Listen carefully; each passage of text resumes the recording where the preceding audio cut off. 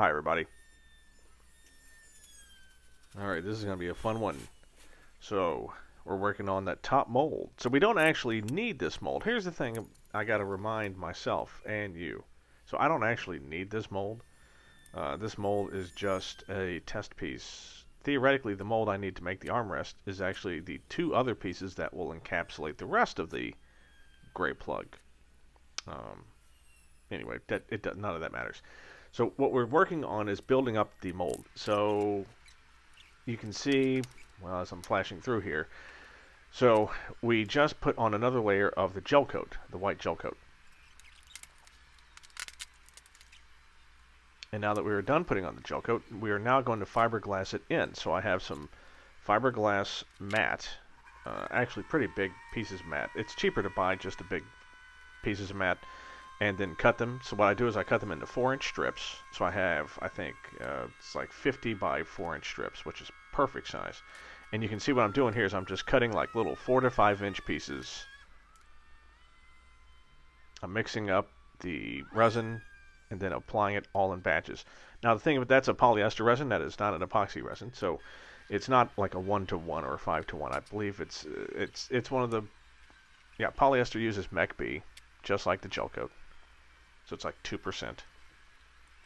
And then as it starts to activate and oxidize, it turns like that brown color. Because it kind of starts off blue. As you can see, it comes out of the bottle blue. So yeah, you're just making sure that you put, fiberglass everywhere. And it's wetted down, especially the very first layer, because you want that to be, you want no air bubbles. So you use a lot of it. Now this is much thinner than epoxy, right? It's very liquidy. I mean, it's still not, it's not water liquidy, but it's a lot more than epoxy resin, that's for sure. So you don't need, you can put a lot more in, and you'll see like only 3 layers of the fiberglass mat when we're done with this. And that stuff is like at least 1/8 of an inch thick. It's pretty thick. That's after 3 layers.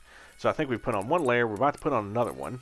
Oh no, we've already put on a third. No, the second. Okay, this is the third. And after this one's done, then we're going to go ahead and take it off.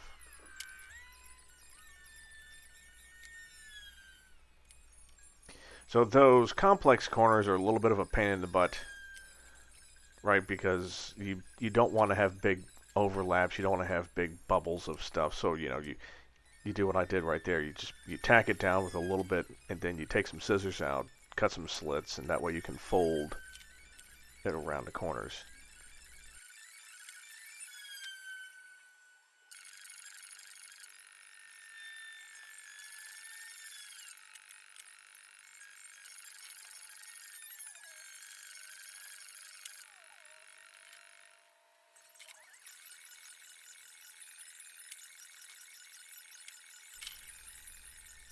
So, yep, just putting 1 more layer on.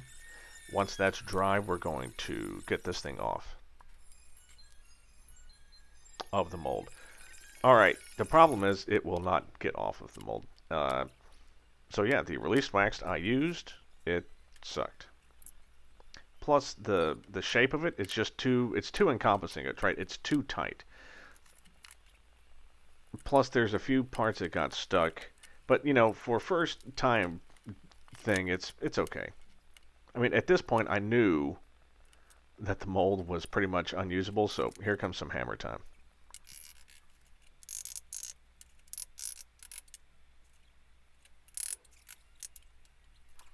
Right, I knew that thing wasn't going to be salvaged, so it's time to just hit it. Poor thing.